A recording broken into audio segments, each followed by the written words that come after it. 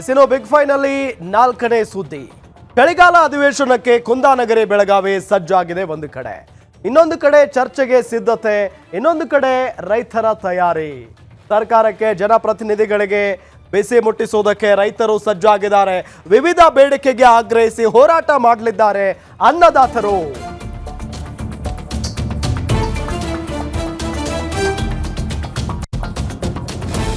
ಕಡೆ ಚರ್ಚೆಗೆ ಸಿದ್ಧತೆ, ಇನ್ನೊಂದು ಕಡೆ ರೈತರು ತಯಾರಿಯನ್ನ ಮಾಡಿಕೊಂಡಿದ್ದಾರೆ. ಸರ್ಕಾರಕ್ಕೆ ಜನಪ್ರತಿನಿಧಿಗಳಿಗೆ ಬಿಸಿ ಮುಟ್ಟಿಸಲು ವಿವಿಧ ಬೇಡಿಕೆಗೆ ಆಗ್ರಹಿಸಿ ಹೋರಾಟವನ್ನ ಮಾಡಲಿದ್ದಾರೆ ಅನ್ನದಾತರು. ಇದು ಪ್ರತಿ ವರ್ಷ ನಡೆಯುತ್ತೆ. ಸುವರ್ಣಸೌಧದ ಬಳಿ ಸುವರ್ಣ ಗಾರ್ಡನ್ ನಲ್ಲಿ ಟೆಂಟ್ ನಿರ್ಮಾಣ ಮಾಡಲಾಗಿದೆ. ನಾಳೆ ದಿನ 8 ಹೋರಾಟಗಾರರ ಸಂಘಟನೆಯಿಂದ ಪ್ರತಿಭಟನೆ ನಡೆಯುತ್ತೆ. ಸ್ಥಳದಲ್ಲಿ ಪೊಲೀಸ್, ಶ್ವಾನದಳ, ಬಾಂಬ್ ನಿಷ್ಕ್ರಿಯ ದಳ ಪರಿಶೀಲನೆ ಮಾಡ್ತಾ ಇದ್ದಾವೆ. ಅಧಿವೇಶನಕ್ಕೆ 6,000 ಪೊಲೀಸರನ್ನ ನಿಯೋಜನೆ ಮಾಡಲಾಗಿದೆ. ಬಿಗಿ ಬಂದೋಬಸ್ತ್ ಬೇಕೇ ಬೇಕು. ಮಂಗಳವಾರ ಬೃಹತ್ ಪ್ರತಿಭಟನೆಗೆ ಸಜ್ಜಾಗಿರೋದು ರೈತ ಸಂಘಟನೆ. ಜೊತೆಗೆ 20,000ಕ್ಕೂ ಅಧಿಕ ಜನ ಧರಣಿಯನ್ನ ಮಾಡಲಿದ್ದಾರೆ.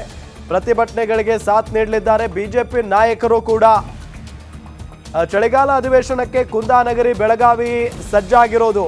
ಆದರೆ ಒಂದು ಕಡೆ ಒಳಗಡೆ ವಿಪಕ್ಷಗಳನ್ನ ಆಡಳಿತ ಪಕ್ಷ ಎದುರಿಸಬೇಕು, ಮತ್ತೊಂದು ಕಡೆ ಹೊರಗಡೆ ರೈತ ಸಮುದಾಯ ಹೋರಾಟಕ್ಕೆ ಕೂತಿರುತ್ತೆ, ಅವರನ್ನ ಎದುರಿಸಬೇಕು. ಸೊ ಇದು ಎಲ್ಲೋ ಒಂದು ಕಡೆ ಕಾಂಗ್ರೆಸ್ ಪಕ್ಷಕ್ಕೆ ದೊಡ್ಡ ಮಟ್ಟದ ಹಿಂಸೆ. ಯಾಕೆ ಅಂತ ಅಂದರೆ ಎಲ್ಲದಕ್ಕೂ ಕೂಡ ಉತ್ತರ ಕೊಡೋದಕ್ಕಾಗಲ್ಲ ಈ ಸಂದರ್ಭದಲ್ಲಿ. ಸೊ ಆದರೆ ಈಗ ನೋಡಿ, ಒಂದು ಕಡೆ ಒಂದಿಷ್ಟು ಸಂಘಟನೆಗಳು ಬರ್ತವೆ. ಅದಾದ ನಂತರ ಭಾಳ ಪ್ರಮುಖವಾಗಿ ರೈತರು ತಮ್ಮ ಸಮಸ್ಯೆಗಳನ್ನು ಹೇಳ್ಕೊಳ್ಳೋದಕ್ಕೆ ಇಲ್ಲಿ ಹೋರಾಟಗಳನ್ನು ಮಾಡ್ತಾ ಇದ್ದಾರೆ.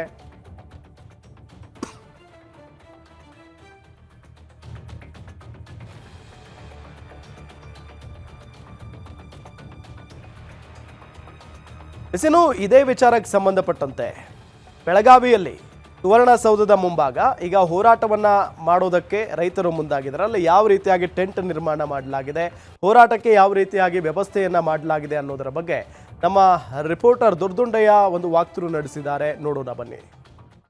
ನಾಳೆಯಿಂದ ಚಳಿಗಾಲ ಅಧಿವೇಶನಕ್ಕೆ ಕುಂದಾನಗರಿ ಬೆಳಗಾವಿಯಲ್ಲಿ ಈಗಾಗಲೇ ಬರದಿಂದ ಸಾಗಿದೆ.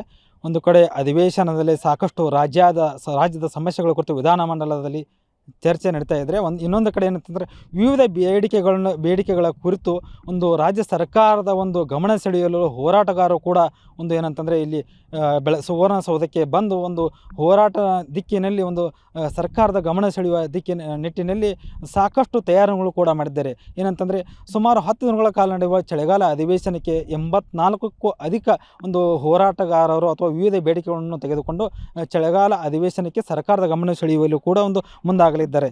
ಸದ್ಯ ನಾವು ಏನಂತಂದರೆ ಒಂದು ಈ ದೃಶ್ಯದಲ್ಲಿ ಕೂಡ ಗಮನಿಸ್ತಾ ಇರಬಹುದು, ಒಂದು ಸುವರ್ಣಸೌಧ ಪಕ್ಕದಲ್ಲಿ ಇರುವಂಥ ಒಂದು ಸುವರ್ಣ ಗಾರ್ಡನ್ ಬಳಿ ಒಂದು ಪ್ರತಿಭಟನಾಕಾರರಿಗೆ ಒಂದು ಹಲವಾರು ಟೆಂಟ್ಗಳನ್ನು ಕೂಡ ಒಂದು ನಿರ್ಮಿಸಿದ್ದಾರೆ.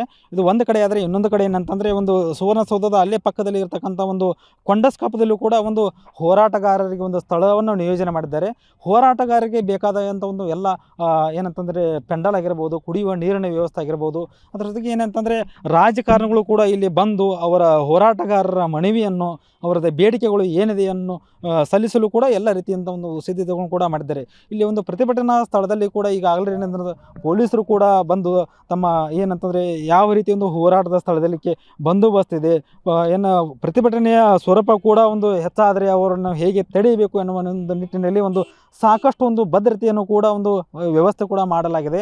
ಸುಮಾರು 6,000ಕ್ಕೂ ಅಧಿಕ ಪೊಲೀಸರು ಕೂಡ ಒಂದು ಬೆಳಗಾವಿ ಅಧಿವೇಶನಕ್ಕೆ ಒಂದು ನಿಯೋಜನೆ ಆಗಿದ್ದಾರೆ. ಇದರ ಜೊತೆಗೆ ಒಂದು ಹೋರಾಟದ ಸ್ಥಳದಲ್ಲೂ ಕೂಡ ಒಂದು ಪೊಲೀಸರು ಕೂಡ ಪರಿಶೀಲನೆ ಮಾಡಿದ್ದಾರೆ. ಇದರ ಜೊತೆಗೆ ಏನಂತಂದರೆ ಶ್ವಾನದಳ ಆಗಿರ್ಬೋದು, ಬಾಂಬ್ ನಿಷ್ಕ್ರಿಯ ದಳ ಕೂಡ ಒಂದು ಈಗ ಆಲ್ರೆಡಿ ಬಂದು ಒಂದು ಎಲ್ಲ ರೀತಿಯ ಒಂದು ಪೂರ್ವ ಸಿದ್ಧತೆ ಕುರಿತು ಒಂದು ಪರಿಶೀಲನೆ ಮಾಡಿದ್ದಾರೆ.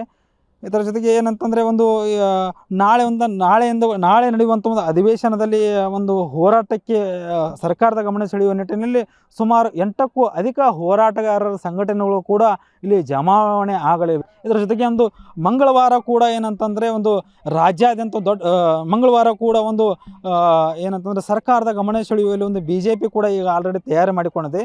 ಸುಮಾರು 15ರಿಂದ 20,000ಕ್ಕೂ ಅಧಿಕ ರೈತರೊಡನೆ ಬಂದು ಒಂದು ಹೋರಾಟ ಮಾಡುವಂಥ ಒಂದು ಸೂಚನೆ ಕೂಡ ಒಂದು ನೀಡಿದ್ದಾರೆ. ಒಟ್ಟಾರೆಯಾಗಿ ಏನಂದರೆ ಅದನ್ನು 10 ದಿನಗಳ ಕಾಲ ನಡೆಯುವ ಒಂದು ಅಧಿವೇಶನಕ್ಕೆ ಒಂದು ಸಾಕಷ್ಟು ಹೋರಾಟಗಾರರು ಕೂಡ ಇಲ್ಲಿ ಬಂದು ಸರ್ಕಾರದ ಗಮನವನ್ನು ಸೆಳೆಯಲಿದ್ದಾರೆ ಅಂತಲೇ ಹೇಳಬಹುದು.